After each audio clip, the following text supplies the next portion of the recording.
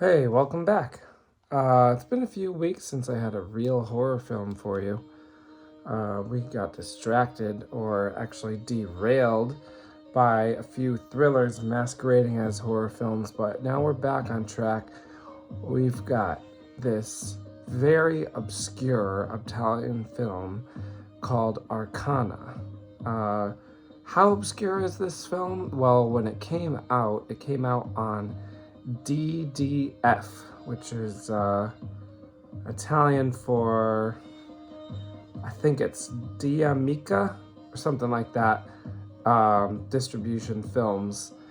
According to IMDb, it only released 5 films ever. One of them was called Something Creeping in the Dark, which I have seen, although it was more of a thriller than a horror film. Anyway, it went bankrupt like while this was in production. So according to what I read, it only distributed 5 copies to 5 random areas of Italy, and it did, according to the internet, did not play any major cities in Italy. So it's very obscure. It never played in any other country. It only played in 5 unnamed towns in Italy when it came out. It's directed by Giulio Questi, and I did want to show you a couple other movies that he did before Arcana. Before we get into Arcana, he did this film, which is called E se vivo spera. That is Italian for If You're Alive, Shoot, and it is a spaghetti western from 1967. And I've seen a lot of people say that this is a horror western or western horror, however you want to say that. I wouldn't say that, but I would say it is extremely violent. And actually, I've seen people say that it's the most violent spaghetti western ever, which I would agree that it is the most violent spaghetti western that I've seen. It's also very interesting. It's basically about a guy who's a member of the gang, and the gang leader betrays him and others, attempts to kill him and his friends, and they leave him for dead, but he is like nursed back to life, I guess we could say. He doesn't actually die, as this implies, but he's basically nursed back to life by 2 Native Americans, and then he goes on a quest for revenge to kill the gang leader that killed him. But before he can even really get to the gang leader, well, no, he does shoot the leader, and but the leader doesn't die, and instead dies at the hands of the townspeople in the town, because the town is full of crazy people, and the people actually realize that the main character has shot the villain with golden bullets, and so they essentially tear the villain apart to get the gold bullets out of his body, and that's how he dies. So that's kind of crazy.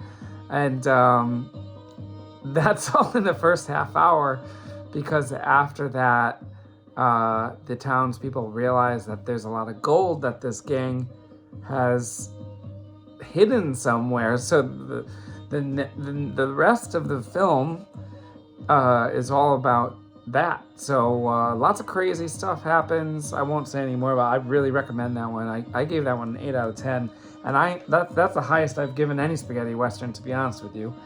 I've seen about 30 of them at this point. After he did this, he went on to do this strange 1968 giallo called La Morte ha fatto l'uovo, which means Death Laid an Egg. Now, I actually watched this movie 4 years ago when I was like hungry for every giallo I could find, and I actually did not like this. I thought it was incoherent, confusing, and I remembered it ended abruptly before explaining all the weird, confusing stuff that was going on. Cool name, that's about it. There are a lot of like weird chickens in the movie. Anyway, let's get to Arcana here. So first of all, Arcana features Lucia Bozet. I don't know if I'm pronouncing her last name right, because it has an an accent over the E, which I'm not familiar with because it's going the opposite way as the Spanish accent. So I guess it's Bose, but it may be pronounced differently. This is an Italian actress who was fairly famous. She was in this movie from 1950 that I guess wasn't huge, but I liked it a lot. And the translation is No Peace Under the Olive Tree. And I think it's the first movie I've seen that's considered to be a neo-realist movie. That's a movement in the early 50s in Italy, maybe late 40s, early 50s, post-World War II. Basically a socialist film movement, if I'm not mistaken.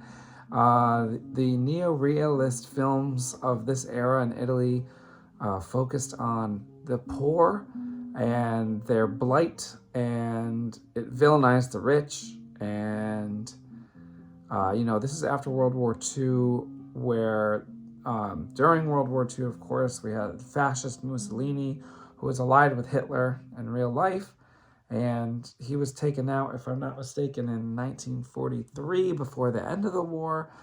And so there's like a reaction through film to get rid of the fascists, and the movie was pretty good. Basically, she played a kind of a bad character in it. Her boyfriend was in World War II, imprisoned in the war, gets free when the war is over, comes home, finds out that she has left him and is seeing someone else, and that person also has stolen his sheep. And her new boyfriend slash fiance is rich, and the main character slash hero is poor, and he tries to get his sheep back, and then he's imprisoned again by a corrupt government, and he breaks out of prison and is on a quest for revenge. That was really good. Gave that one an 8 out of 10. That was pretty good. Then she was in another movie the same year called Story of a Love Affair, and it was the exact opposite, because she was rich in the movie, and like pretty much every character was rich, and it was filmed in or set in Milan, and whereas the previous one was set in like the hills of poor southeastern, not Rome proper, but like southeast of Rome. Anyway, so she was in those two films. She was in another one that I didn't see. Oh, by the way, Story of a Love Affair was kind of boring. Gave it 5 out of 10. She was in another movie that I did not get to see because I couldn't really get quick access to it. But from what I forget the name of it, something about a bicyclist. She and her husband end up accidentally killing a bicyclist and covering up the death. So I want to see that one. So anyway, she's a famous actress. And then this other woman is Tina Almont. And she was in a film in 1967 that was called, let's see, I started it and did not finish it because I didn't have time and I didn't want to rush that, but it seemed really good. It was a spaghetti western. Now I'm gonna forget because I didn't actually watch it. It's called like The Man, the Something, the Vengeance. I forget what the middle word. It's three ideas. Man, something, vengeance. I forget what the middle one is. So anyway, I didn't get to watch that one. This guy, Mauricio degli Esposti, is in this giallo that has been eluding me for years. I've been trying to watch it for at least 4 years. It's called Kill the Fatted Calf and Roast It with Jean Sorel. Trying to get a hold of that one, but I can't seem to. Anyway, what's Arcana about? Well, this is a unique film. In fact, I want to say the film seems more French than Italian to me for a number of reasons. First of all, it's in Italian. That may sound confusing to you, but most Italian films of the time are in English or completely dubbed because all the different actors in it all speak different languages. However, all the actors in this film speak Italian and the movie's in Italian, so that's rare. Most Italian, Spanish, and German films of the era are totally dubbed, and I end up watching them in English because they're usually speaking English, at least some of the main actors. The French films I've seen, almost always in French. Now, the other thing about French horror films of the time, especially films by director Jean Rollin, are relatively abstract, and so is this one. In fact, at the beginning of the film, there is text that appears on the screen that says, "This film is not a story, but a card game." And it goes on to say something along the lines of, depending on how you play, you can win. It also says that the beginning and the end of the film are not believable. Now, that aside, this movie is pretty cool. The first half of it is fairly normal, and then the second half of it gets very bizarre. So the premise here is that Lucia Bozet is playing the character of Mrs. Tarantino, and she is a psychic, and she has a lot of clients come into her home, and her son is her assistant, and she tells her clients that she gave birth to this supernatural son, and he is going to assist them in their desires. And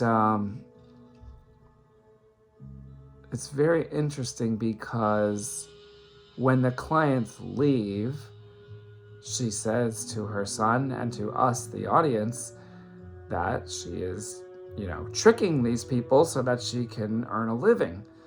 And so as the audience, we accept that, but we soon discover that her son actually is psychic and telekinetic and crazy.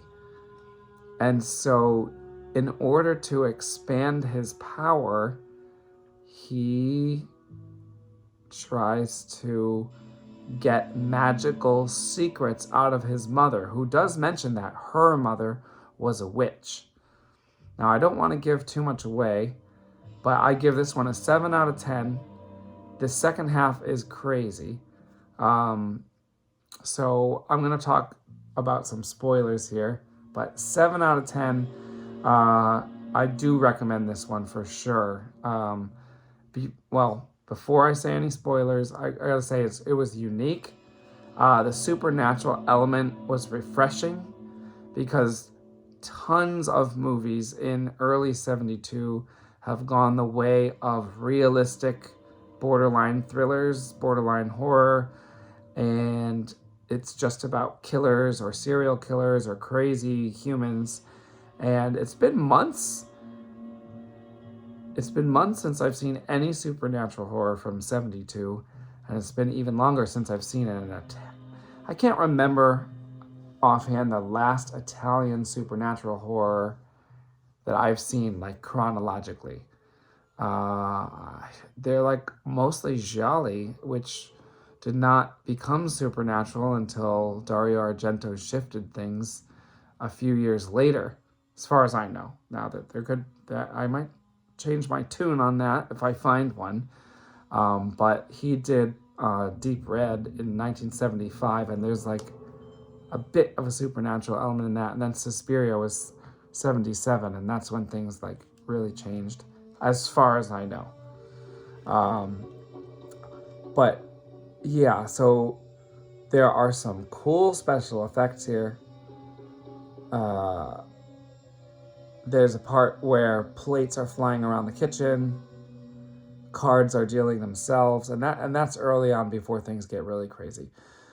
So once again, 7 out of 10, Arcana, and so I will speak about some of the more surprising elements now, so I would recommend you turn off the video if you don't want to hear any spoilers, but I'm not really going to speak on all of them, but there were some strange things that happened once the son, who is not named, by the way, other than his last name, Tarantino, so these are spoilers here. He asks his mother for the true ingredients to make a real talisman, because she makes fake ones for her clients. And although she does not speak the ingredients to us, she does whisper them to her son in a situation that I'm not going to describe because you'll have to see it for yourself. But he does go on a quest for these strange ingredients. And the director chose not to explicitly show all the ingredients, but you do see some of them collected. And then after he creates the talisman, like, I'm pretty sure what happens is all of her clients go crazy. There's one really interesting scene where all of her clients wake up in the middle of the night at the same time. I thought that was very interesting. And another thing I just got to mention because it was so cool and so unexpected. So again, this is a spoiler.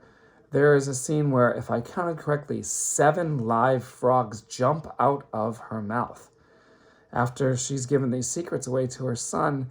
And just, there's plenty more that happens, but it was really creative and interesting. And it's really a shame that the movie didn't get distributed properly ever. And I'm glad I got to see it because it's better than most movies of this year. By the way, this came out, I should have said this earlier in the video, but this came out in, I want to say, oh, now I'm going to forget. Early April of 72. And I've been trying to do everything in chronological order, and so much of March, which I know I don't mention the month on every video, but so much of March was just thrillers. There's one movie in March that I didn't review yet because Ray Milland is in it. It's called Frogs, and I'm almost positive that's going to be a real horror film because it came out on AIP and it's called Frogs. So I'm sure there's going to be weird stuff going on with frogs. But Ray Milland was in a bunch of cool-looking movies before he was in Frogs, and I really want to watch all those before I see Frogs because I think it'll help me really appreciate the movie more. Because Ray Milland was an actor from the 40s, 50s, 60s, and before I see him in this weird movie called Frogs, I want to see that. So other than that, I have finished January, February, and March, and this is going into April. So there are still a lot of movies left of the year, and I'm sure this movie doesn't have any influence on the rest because it was barely even seen when it came out. But I am hoping to get back into what I consider true horror, which would contain supernatural elements. Anyway, that's enough on Arcana. Yeah, definitely recommend this one. Probably my favorite 72 horror movie that I've seen in many months that I'm trying to watch one a week here. So, I'll see you next time. Thanks for watching.